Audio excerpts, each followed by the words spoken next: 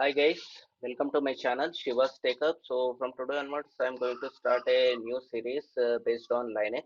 So in this session, we will be looking at introduction to Linux.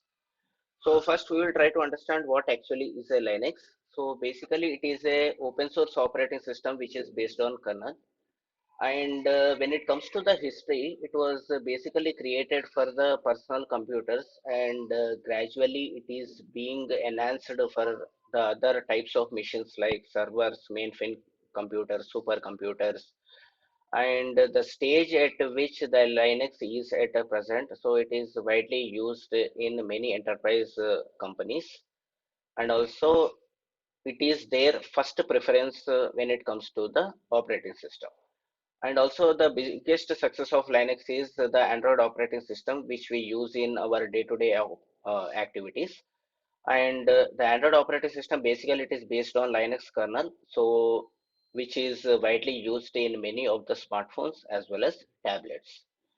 And when it comes to the abbreviation of Linux, so lovable intellect not using XP. So this is how we need to understand the definition or the abbreviation of Linux. So next we will be looking at what are the various distributions that are available for Linux. So there are around 600 plus Linux distributions, but the below are the most widely used distributions in the market. So we do have Amazon Linux, which is Amazon proprietary. We do have Ubuntu Linux, which is most widely used. We have Red Hat, Sun Solaris, Kali, Debian, Fedora, and OpenSUSE. So these are the flavors of operating systems. So the operations that it does will be the same, just that the UI and also some additional features will be pre-installed. So that's the only difference between various flavors of Linux. It's up to us what flavor of Linux or what distribution of Linux we want to use. So next we'll be looking at the Linux architecture. So basically the Linux architecture is divided into four parts. So the first part is the hardware, and the second part is the kernel, and the third part is the shell, and the fourth part is the utility. So let us try to understand in deep about all these four components of a Linux operating system.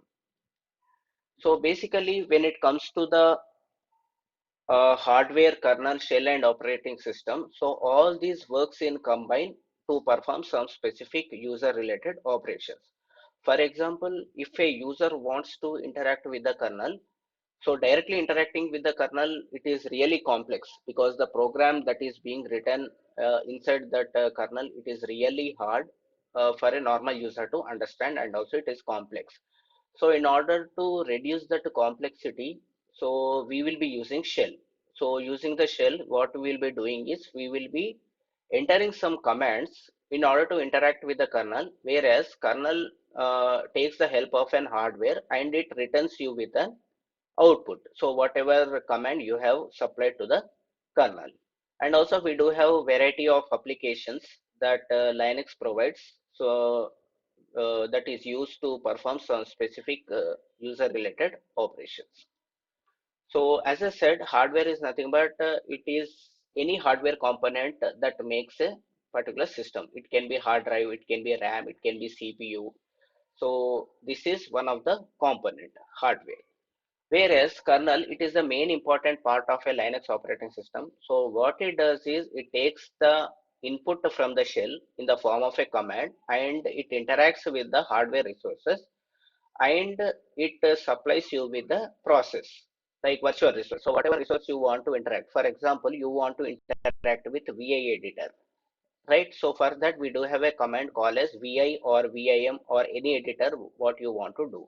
So whenever you enter that particular command, what it does is it invokes the vi editor and it allows you to write some Linux commands or any shell programming commands or anything. Okay, so that is how it will work. And also kernel is also responsible for preventing and mitigating the conflicts between the different processes. So it's not like just it takes the commands, but whenever there is a conflict when multiple processes are interacting with the kernel, it itself resolves the conflicts by scheduling that particular process to the individual resource, whatever it is trying to access. And also, as I said, this is also one of the most important component of a Linux operating system, which is used to interact with the kernel. So as I said, it is an interface to the kernel, which hides the complexity of kernel functions. So as I said, the programs that is written inside the kernel, it is really hard and complex for any newbie to understand. So instead, in order to interact with kernel, instead of interacting with it directly, we will be using a shell, and we will be interacting uh, to the kernel by using different commands by entering into that particular shell. So as I said, it is an utility that processes your request when you type that command into your terminal. So terminal is nothing but like we do have command prompt in Windows, right? Similarly, we do have terminal in Linux operating system, which helps us to enter some commands in order to interact with that kernel.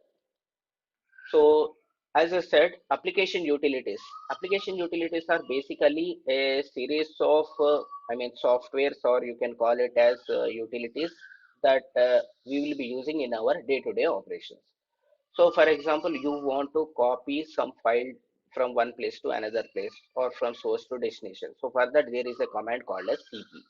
For example, if you want to rename a file or move a file from one place to another, or for example, if you want to create a file and write some content to that particular file, in that case, you will be using cat. For example, in a file, if you want to search for a particular string, then you will be using grep.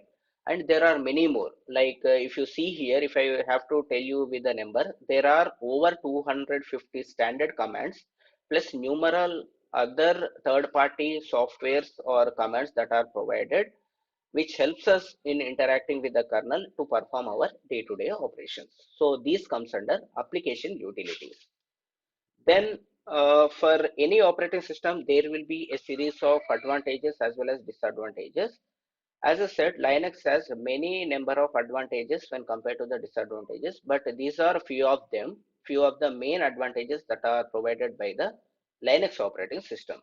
First thing is it is an open source operating system, meaning it is freely available in the market. So anyone who wants to install Linux operating system, they can directly go to the Linux site and they can download the Linux image and try to install it individually, or you can install it in the virtual box or any other, like you can do it in virtual machine or any source.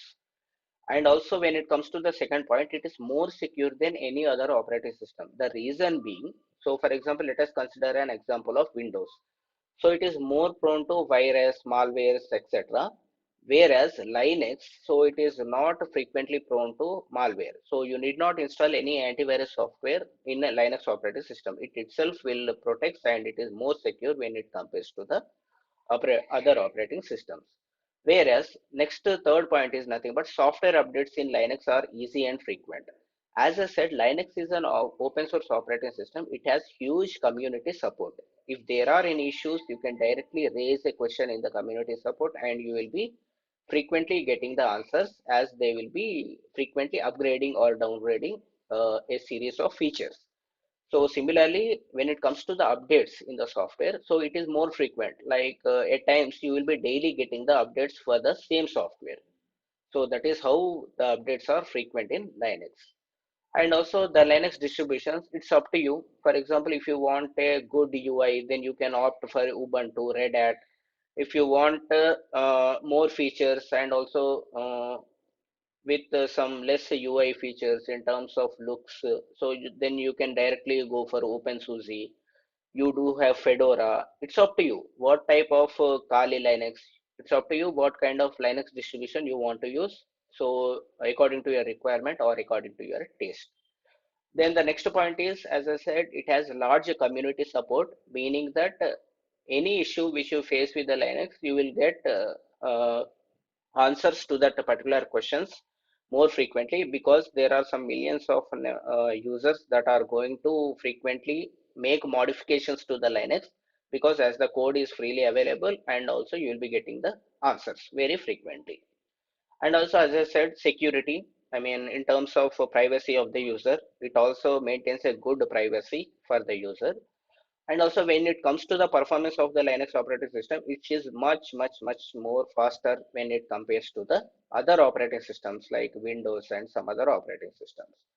And also it is network friendly. For example, if you want to interact with the remote systems or perform some networking related operations, it provides wide range of utilities by which you can do the networking related operations.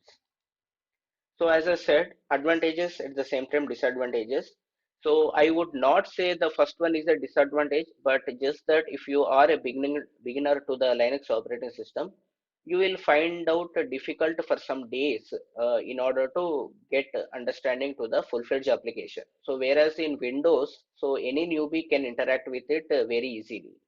But in Linux, it might take some time for you to get habituated to the operating system. And when it comes to the second point, it has small peripheral hardware drivers. So it allows you to do your day-to-day operations, but just that it has less number of hardware drivers when compared to the other operating systems.